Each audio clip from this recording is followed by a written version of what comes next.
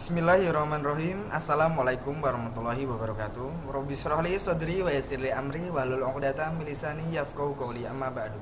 Oke anak-anakku yang saya cintai dan saya banggakan, untuk pertemuan kali ini kembali lagi dalam pembelajaran fikih bersama saya Muhammad F. Norman.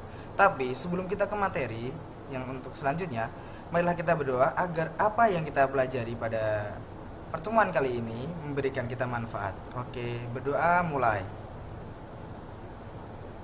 Berdoa selesai. Untuk materi kali ini yaitu berkesinambungan dengan hal-hal dalam keseharian kita. Seperti kita pernah menabung. Menabung dalam bentuk apapun agar lebih aman, kita sebaiknya menyimpan itu di bank. Dalam bank itu tanpa kita sadari terdapat suatu hubungan yang sangat erat dengan hukum yang akan kita pelajari pada kali ini. Oke, langsung saja kita menuju materi yang kita bahas kali ini yaitu untuk materi yang akan kita bahas kali ini yaitu menganalisis tentang larangan riba. Yang pertama yaitu tentang pengertian riba. Sebelum kita ke intisari pembahasan pada pembelajaran kali ini, seharusnya kita tahu bagaimana pengertian riba itu. Riba menurut bahasa tambahan, sedangkan secara istilah riba adalah tukar menukar suatu barang yang dapat memberatkan salah satu pihak. Riba adalah penetapan bunga atau melebihkan jumlah pinjaman saat pengembalian berdasarkan persentase tertentu dari jumlah pinjaman pokok yang dibebankan kepada peminjam. Riba secara bahasa bermakna ziyadah. Dalam pengertian lain secara linguistik, riba juga berarti tumbuh dan membesar. Untuk selanjutnya yaitu bagaimana tentang hukum riba itu sendiri. Semua agama samawi telah sepakat dan muwafaqah melarang praktik riba ini karena dapat menimbulkan dampak negatif bagi pemberi dan penerima pinjaman. Riba hukumnya haram berdasarkan Al-Quran, Sunnah, dan ijma' para ulama. Dan setelah ini akan kita membahas yaitu tentang dalil-dalil dan tentang hukum riba itu sendiri. Untuk dalil yang pertama tentang hukum riba itu sendiri berasal dari Al-Quran, yang dimana Al-Quran itu adalah sumber hukum yang paling kuat, dan setelah itu diikuti dengan sunnah dan ijma' para ulama.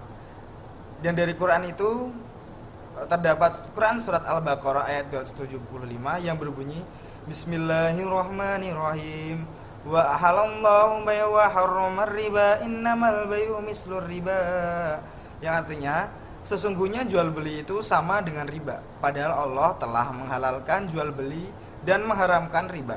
Dari surat Al-Quran surat Al-Baqarah ayat 275 ini dengan sangat jelas Al-Quran sangat melarang praktek riba ini sendiri.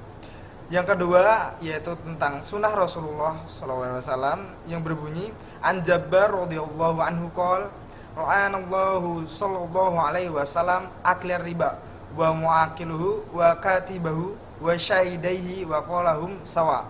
Dari Jabir radhiyallahu anhu, ia berkata Rasulullah SAW telah melaknati orang-orang yang memakan riba, orang yang menjadikan wakilnya, orang yang memberi makan hasil riba, orang yang menuliskan, orang yang menyaksikannya, dan selanjutnya Nabi bersabda mereka itu semua sama saja. Dari sunnah ini juga sangat jelas bahwa praktek riba ini sangat diharamkan dalam Islam. Dan ijma' para ulama telah bermuwafaqah yaitu bahwa seluruh umat Islam mengutuk dan mengharamkan riba. Riba adalah salah satu usaha mencari rezeki dengan cara yang tidak benar dan dibenci Allah Subhanahu wa taala. Praktek riba lebih mengutamakan keuntungan diri sendiri dengan mengorbankan orang lain.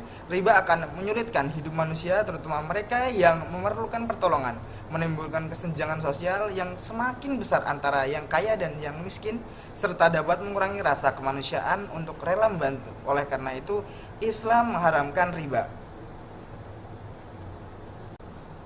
Oke, setelah kita mempelajari tentang dalil-dalil tentang mengharamkannya riba, kali ini kita akan mempelajari tentang mengapa atau sebab-sebab diharamkan tentang praktek riba ini. Yang pertama, riba dapat menimbulkan permusuhan batin, baik langsung maupun tidak langsung. Yang kedua, riba menimbulkan mental pemboros, malas bekerja karena mengandalkan bunga dari uang yang beredar. Terus yang terakhir yaitu riba merupakan bentuk penjajahan dari si kaya kepada si miskin. Di dalam praktek riba itu tersendiri terdapat bermacam-macam jenis riba. Yang pertama yaitu riba fadli, yaitu tukar menukar antara dua barang yang sejenis dengan ukuran yang tidak sama yang disyaratkan oleh orang yang menukarkan. Dan yang kedua yaitu riba qardi, yaitu meminjam suatu barang dengan syarat ada ketentuan atau keuntungan atau tambahan dari orang yang meminjami. Yang ketiga yaitu ribayat, yaitu berpisah dari tempat akad jual beli sebelum adanya serah terima. Yang terakhir riba nasyah, yaitu tukar menukar barang dengan barang lain yang pembayarannya disyaratkan lebih dengan cara melambatkan pembayaran. Oke anak-anak, mungkin cukup sekian dari materi yang dapat saya sampaikan mengenai larangan riba. Semoga apa yang kita pelajari pada pertemuan kali ini memberikan kita ilmu yang bermanfaat dan ilmu yang barokah, dan kita dapat mengamalkannya dalam keseharian kita. Ingat, karena riba dalam keseharian kita itu sangat diharamkan. Maka dari itu hindarilah riba sebijak mungkin dan berilah pengertian kepada sanak saudara kita agar jauh dari riba. Semoga apa yang kita pelajari kita bermanfaat. Dan akhirul kalam, wabillahi taufiq wal hidayah walidha wal inayah. Atrukum fi ati wa amnihi astaghfirukum bijawazatu al ahtaat al katsira minni alafu minkum wasiron. Assalamualaikum warahmatullahi wabarakatuh.